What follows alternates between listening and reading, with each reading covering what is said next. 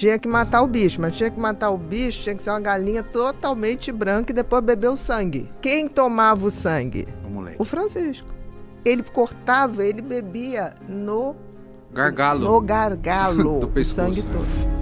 Uma criança nasce psicopata? Olha, teoricamente, a gente não pode dizer que os transtornos de personalidade e a personalidade antissocial, que é a psicopatia, é um transtorno de personalidade.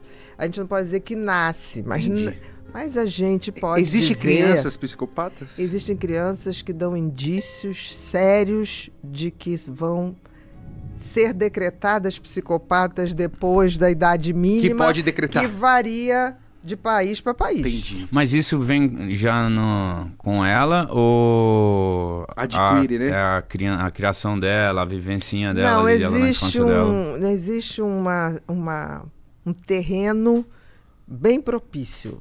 Entendi. O que pode acontecer é que aquela carga genética ali pode ficar estagnada ou pode florir.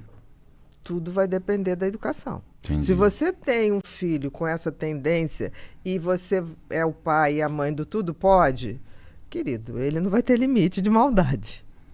Não vai ter. Por exemplo, essa semana passada, eu estava com Ulisses Campbell, né? O último livro dele, do Maníaco do Parque.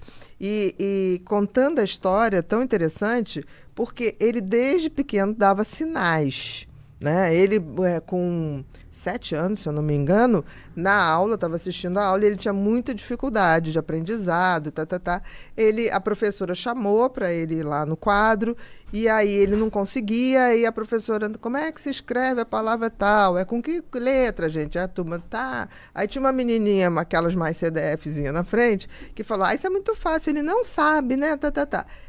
Ele simplesmente avançou nela e mordeu. Nossa.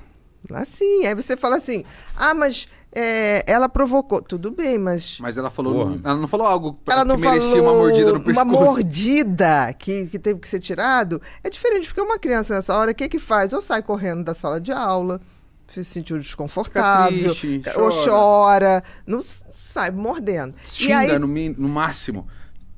Filho da puta. Exatamente, ou então fala, não fala isso comigo, mas ir num ímpeto de mordida. E aí depois é interessante que, por exemplo, a mãe teve 3 filhos. Desses 3, ele é o do meio. Ela, quando vai embora da cidade para São Paulo, ela leva o maior e o mais novo, e não leva ele, deixa ele com o avô, pai dessa mãe. Esse avô é um satanista. Beleza. Satanista mesmo. Era o cara que fazia trabalhos, matava animais e não sei o quê. E ele fazia... Que energia. Ele fazia trabalhos do... Pai João. Ele fazia trabalhos do tipo, você ia lá, tinha na porta da casa do cara, faz trabalho para afastar a pessoa, não sei o quê, destruir o inimigo, era isso. Então esse moleque viu o vô dele matando o bicho, animal. Não, detalhe. Aí as pessoas que iam lá para tirar os inimigos tinha que matar o bicho, mas tinha que matar o bicho, tinha que ser uma galinha totalmente branca e depois beber o sangue. Só que ele tinha um lugar, ele tinha um aviário e vendia as galinhas. Olha só. Aí, como a pessoa se negava a tomar o sangue, imagina tomar o sangue todo da galinha, porque quem tomava o sangue? O moleque. O Francisco. Aí o avô cobrava tanto para ele tomar o sangue. E não podia ciscar um pedacinho de sangue na pena branca da galinha. Senão a galinha não servia para o despacho. Ele cortava, ele bebia no gargalo. No gargalo. Do pescoço, o sangue né? todo. Mano! É esse nível de coisa. Aí depois então ele cresceu sem escrúpulo. A psicopatia dele foi aprendida de uma maneira muito forte. Né? Então, depois ele vai trabalhar onde? No frigorífico.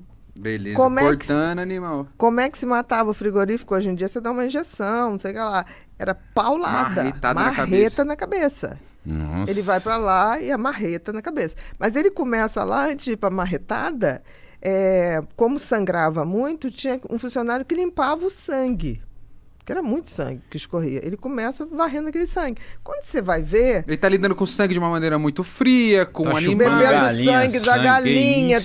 Aquilo pra ele, o que pra gente é inimaginável, aquilo foi pra ele uma coisa normal. O dia a dia dele. Adolescência. Os irmãos dele, se você vai ver, se envolveram com crimes, assim, tráfico, roubo. Mas aí você vai ver, tudo bem, talvez eles tivessem essa genética. Mas por que ele virou um serial killer e os outros dois não? É isso que eu estou dizendo. Tem que ter cuidado, muito. Tem que ter a genética? Tem, mas também tem um ambiente em volta que determina a forma como aquela genética vai se manifestar. Isso eu não vejo ser tão falado assim, doutora, ou não tanto que precisa ser falado. Pelo que a gente está percebendo aqui, todo mundo precisa de um cuidado psicológico. E eu acho que tem que ser desde muito novo, né? Eu acho que todo mundo precisa ter uma noção. Porque eu tô tendo um cuidado psicológico agora e tá sendo algo tão maravilhoso pra minha vida. Tipo assim... Vocês dois são outras pessoas. Eu tô tão mais calmo. Não, vocês agora estão tendo cuidado psicológico e cuidado físico. Tá? Só falta o espiritual. Não, já tá. Esse vai ser pra próxima. Estamos providenciando. O próximo podcast vai ser discutir sobre evolução espiritual. É isso, é isso, entendeu? Ontem eu pedi desculpa pra Deus. Falei, tô um pouquinho afastado, né, Deus? Só fico aqui agradecendo e tal, precisamos conversar mais. Preciso reclamar mais. Mas tem uma coisa assim que eu acho tão bacana. Eu acho que Deus, ou que você queira chamar, o Jesus, ele vê o coração.